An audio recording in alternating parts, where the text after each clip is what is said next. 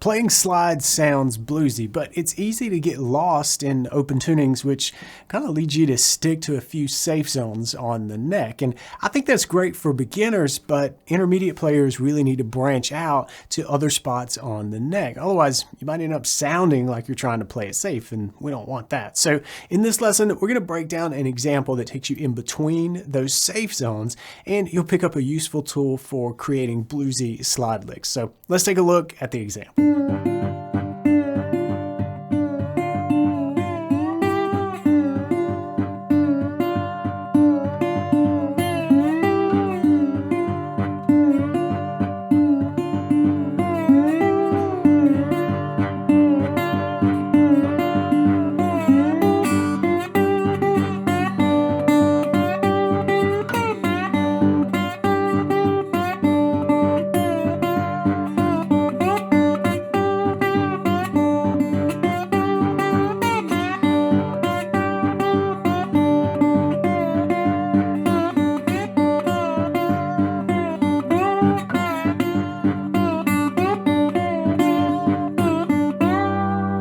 I'm in open G tuning and I'm playing with a constant thumb bass at a pretty quick tempo. You can slow it down if you need to, and I'm really only sliding around on the top two strings. I'm focusing on just a few notes.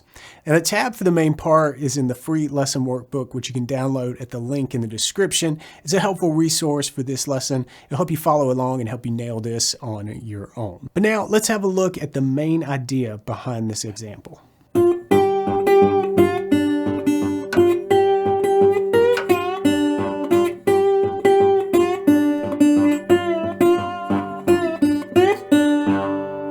All right, that's the snippet from the main example that we're going to take a look at.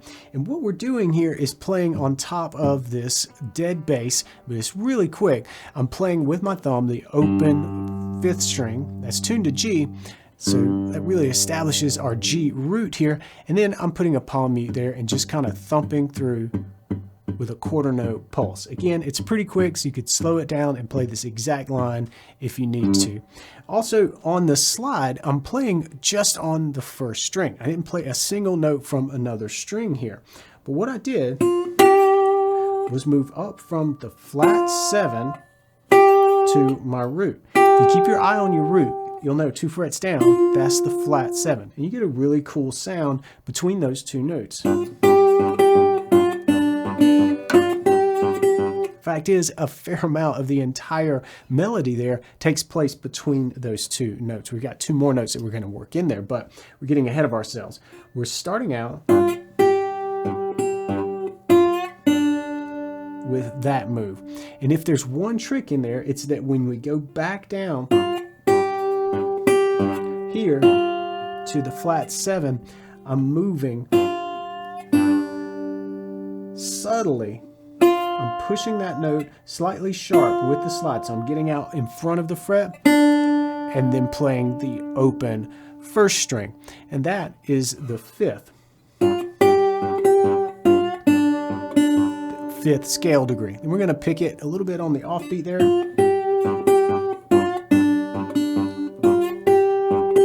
And you could loop that just to get used to this, right?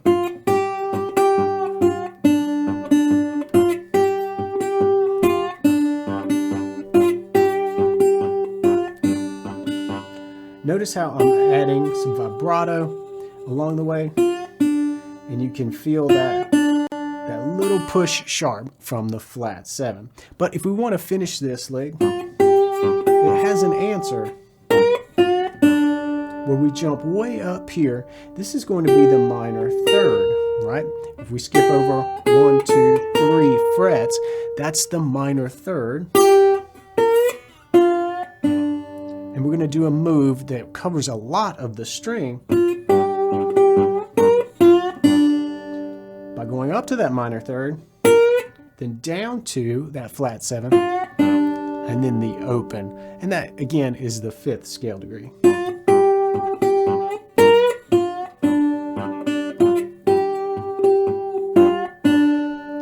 Another setup here. Think of this as call and response, and here's the second response.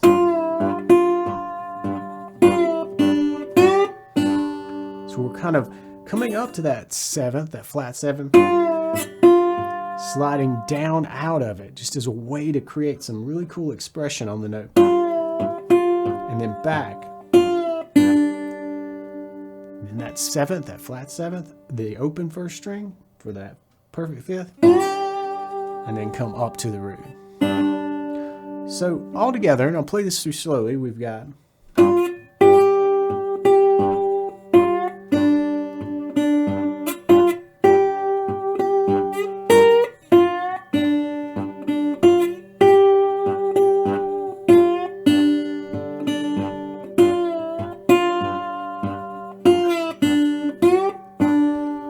Notice that I referred to the notes by their interval names instead of the fret numbers. If you're not familiar with intervals, then check out Tuesday Blues 418 for a crash course because it's important. Thinking about a note as an interval helps you get into the function of the note. Think about how an F note sounds different in the key of C than it does in the key of G. That difference really gets to the heart of the function, and intervals are a really useful tool in helping us label and categorize that function. And that's going to help you play the sound that's in your head. In the example, I used the root, the minor third, the 5th, and the flat 7. And that's 4 of the 5 notes of the minor pentatonic scale. The minor pentatonic scale is made up of the root, flat 3rd, 4th, 5th, and flat 7th. And let's plot these out along the first string. The root is here at the 5th fret. That's our G note.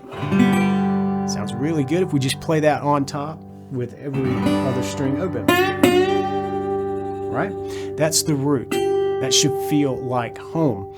The next scale degree that we need is the flat 3rd, and that's here. We use this in the example at the 8th fret. So root, flat 3rd. The 4th is 2 frets up from that. So that's here at the 10th fret. And then the 5th is at the 12th fret, also open. We use that in the example as well. And then from here, let's switch back down and come up to the flat 7 at the 3rd fret. So to recap quickly, along the first string, we've got our root, minor 3rd, 4th, 5th, 5th open, and then the flat 7. Come back up to the root, and we've got 1 octave of the minor pentatonic scale. And we could keep going and map out all 6 strings with this linear 1-string approach. And I think there's a lot of value in that, but I want to keep it simple in the beginning and focus on just the top 2 strings. You can get a lot of mileage from just the top 2 strings. So now let's take a look at the minor pentatonic scale on the 2nd string. Our root on the 2nd string is here at the 8th fret. And if we move up and find that minor 3rd, 3 frets up, that's here at the 11th fret. So root, minor 3rd, there. And we could keep going up to find our 4th, 2 frets up, but I want to drop down an octave, which would put us here at the 1st fret. And then the 5th is at the 3rd fret. And then finally, that flat 7 here at the 6th fret. Before coming back to the root. All right, so root, flat 3rd, 4th, 5th, flat 7, back to the root. By the way, if you want to sneak in a super bluesy note, play the note in between the 4th and 5th intervals. That's the flat 5, also called the blue note. I featured it briefly in the first section of the example from the beginning of the video, just from sliding down from the 5th to the flat 5th. It's a really cool way to add a different tone to the minor pentatonic scale. And when you do that, when you add the flat 5, it's called the minor blues scale. But for now, let's focus on the minor pentatonic scale on the top 2 strings and use those notes to generate a ton of bluesy licks. Start out by improvising a short phrase on just the first string using the notes from the minor pentatonic scale. And as you do, use the slide to do what it does best. Slide into notes, slide out of notes, connect notes together with the slide, and don't forget to add some vibrato.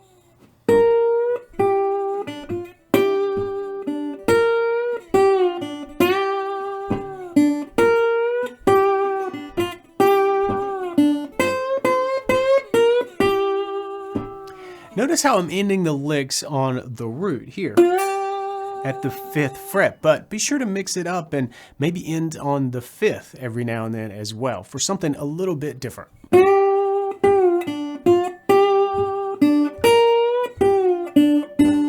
may have noticed that I'm pushing certain notes, and it sounds a lot like those microtonal blues bends that we love, and it really creates a lot of emotion in your line. So let's take a look at where you can do that in your licks. Let's start with the minor third. We can take that note, and if we play it properly intonated, we're going to play right over the 8th fret. But I want to get a bluesy bend sound happening, a real microtonal bend.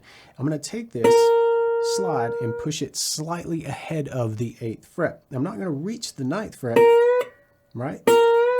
I'm going to go just slightly ahead of it. And we can really make this bluesy by doing two things. First thing is to catch the note with your index finger or whatever picking finger you're using to stop it. And during that brief pause, change notes and resolve this back down to the root.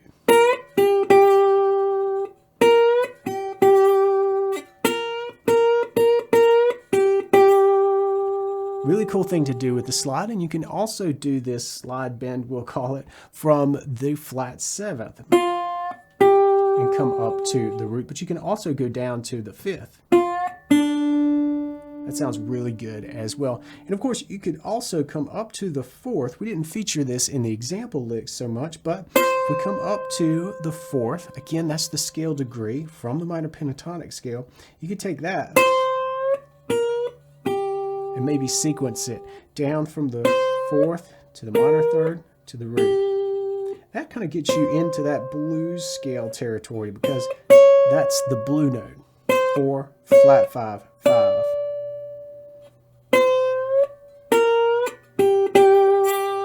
Finally, try arranging your licks into the bluesy call and response style.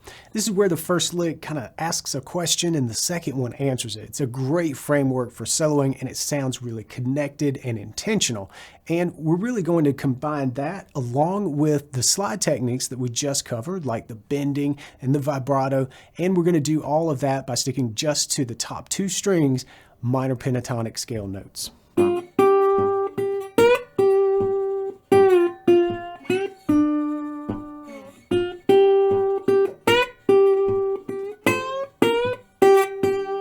When you're ready, expand this idea to the 2nd string and the remaining strings. There's so much that you can do on just one string with a slide, so don't let the simplicity fool you. It's just a few notes, and the challenge really becomes putting them together in an interesting way. Now remember to pick up a copy of the lesson workbook at the link in the description, and if you want to go further, check out my BGI membership. Members get exclusive access to structured learning paths so you can make real progress with your blues, and you can join at the link in the description. And I'll see you inside. Until then, practice smart and play on.